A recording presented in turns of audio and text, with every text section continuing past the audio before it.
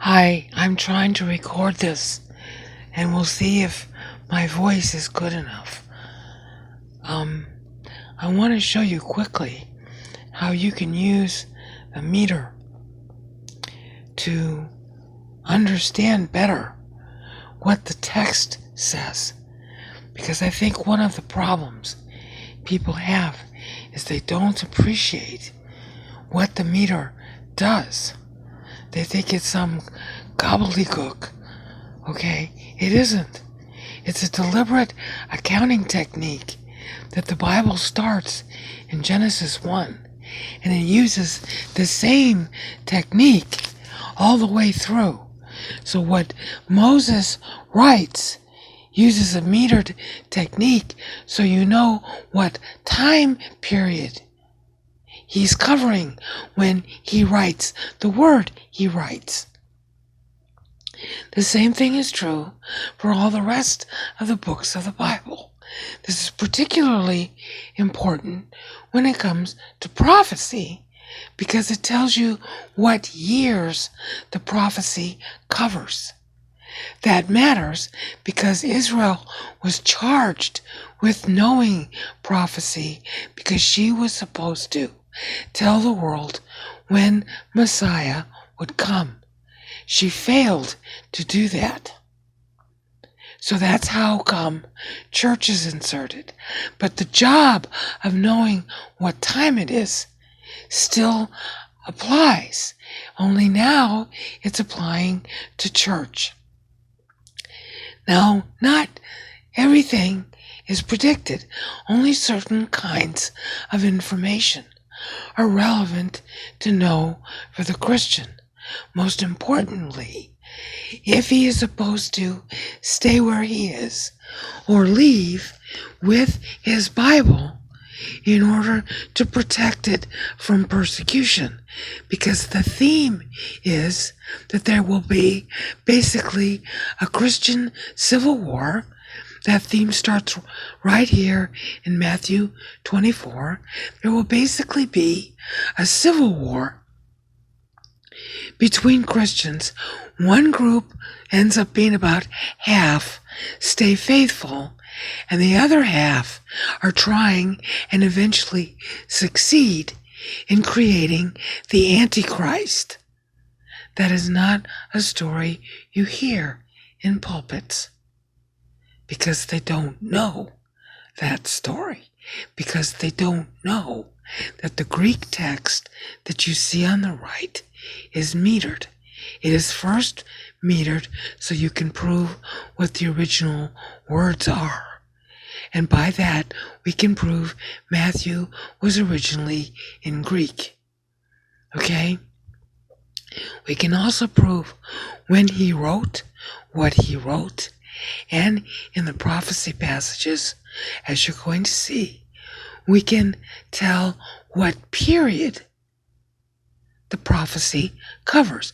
For example, okay, and I'm using the actual verses so that it's easier for you to read, but the mechanism is more sophisticated. Here's the verse. Verse 1, left in English, right using the Byzantine text, which is not really the right text, but it gives you the flavor. Okay?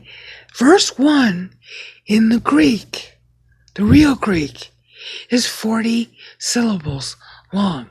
That's 40 years long. So they had this writing style at the time Christ was alive called epitome. It's a Greco-Roman famous writing style. Epitome was a summary of particular years per verse.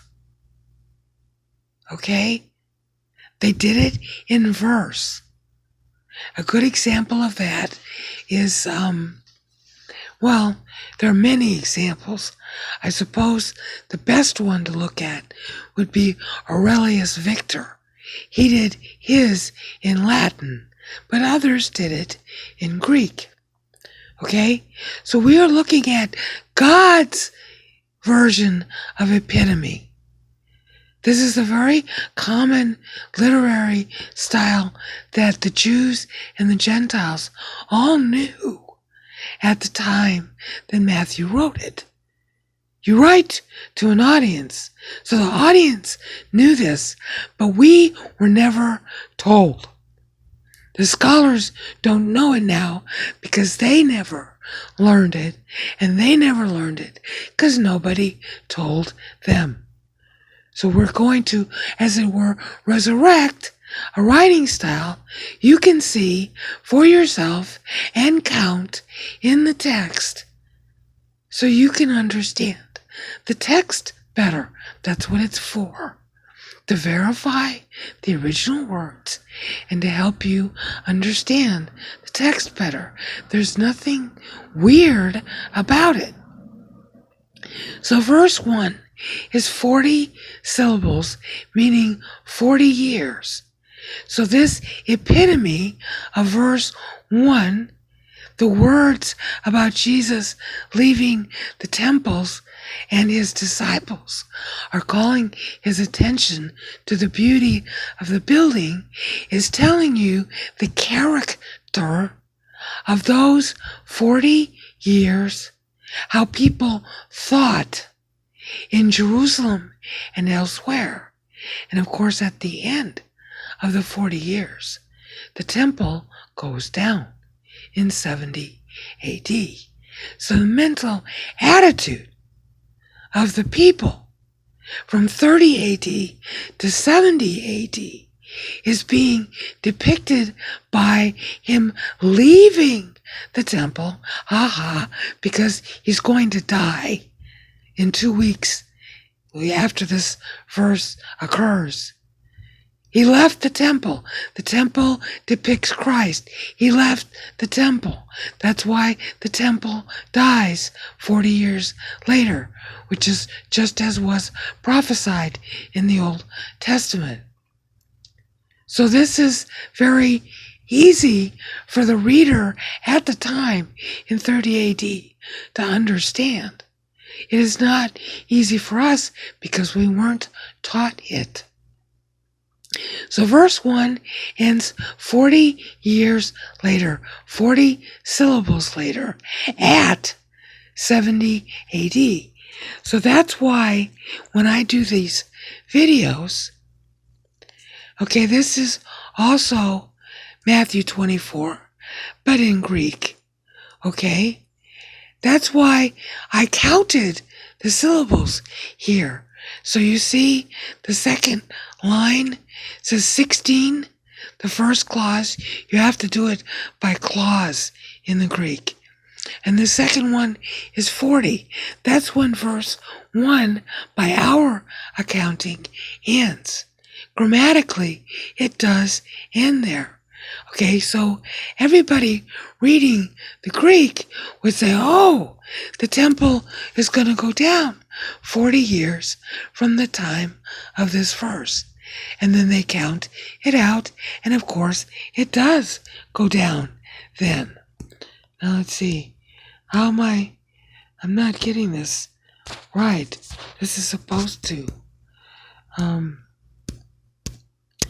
I'm supposed to be able to go back on this recording, but it's not doing its job. I don't know why. I don't know how to. There we go. So now we're back here. So what you saw in English had to be mapped by syllables in the Greek. Okay? And now I need to stop this video. Okay, stop.